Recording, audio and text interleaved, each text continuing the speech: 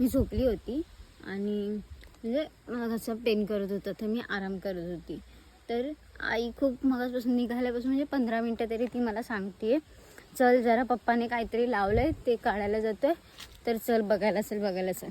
तर ते ऐकतच नव्हती. लास्टला मी ते पेन करत होतं मग मी तिला ओढून बोलली तू जा, मी नाही येणार, मला नाही यायचं आहे. पण मलाच वाईट वाटलं असं बोलली तिला. तर आपण जाऊया. ती पुढे गेली आहे, आपण बघूया की काय केलं आहे, काहीतरी लावलं आहे. एवढं बोलत होती. एकतर आपण बोलून जातो पण आपल्यालाच वाईट वाटतं नंतरला. माझ्या पप्पांनी काय पराक्रम केलेत ते बघूया. म्हणजे अशी ती बोलत होती चल बापाने काय पराक्रम केलेत ते बघ चल. थांबा दाखवते, जस्ट फाईन दाखवते. सुंदर माझं कोकण. आणि इकडे सगळे भात लावला होता तर आता कापलाय भात. आईची खुशी बघा, ती खुश झाली मी आली तर. हा सगळं केलंय ग बाई.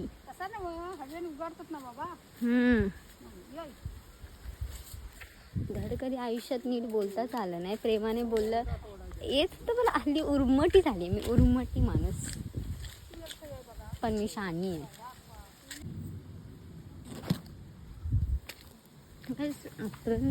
आपल्या इथे कसं ट्रॅकिंगला जातो मुंबईला, कॅमेऱ्यावर मुंगी आहे, ट्रॅकिंगला जातो तसं इकडे ट्रॅकिंग आहे, बघायचं आहे.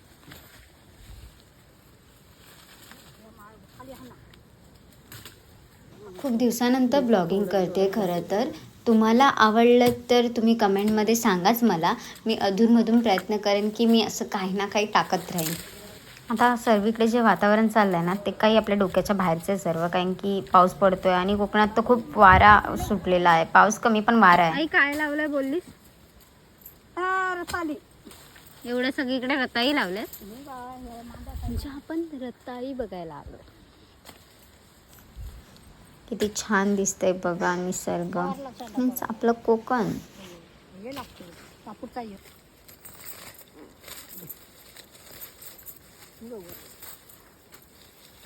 बापसाची मेहनत माझी मेहनत नाही, बापसाची. बाई हे एवढं सगळं लावलं, एवढं सगळं.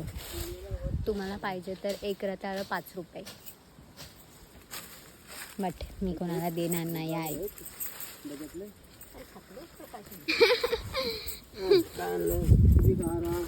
पप्पा तर नाराज झाले. त्यांना असं ते छोटे छोटे त्यांना वाटलं धरलंच नाही वाटतं. एवढी मेहनत पाणी में गई आहे असं वाला सीन झाला. पण मी त्यांना बोलली खोदा पप्पा असतील पुढे मोठे तरी ना. आता ह्या रताळीची प्राइस 2 रुपये झाले, एक 5 रुपये नाही. खूप सारं खतल्यानंतर पप्पांना असे मोठे मोठे पण भेटले होते. मग सॅटिस्फॅक्शन भेटला झाल्यात बाबा. मी करा काय ते हां.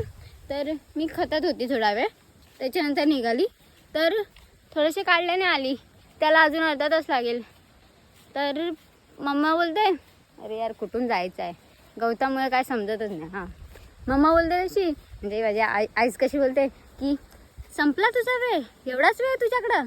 वेली मग माझा वेळ महाग आहे. तर बोलते जा घरी जाऊन घरची कामं कर. समजलं, माझा वेळ का महाग आहे. इथे राहून मी माझी घरची 4 कामं करेन, आणखी मलाच करायची आहे.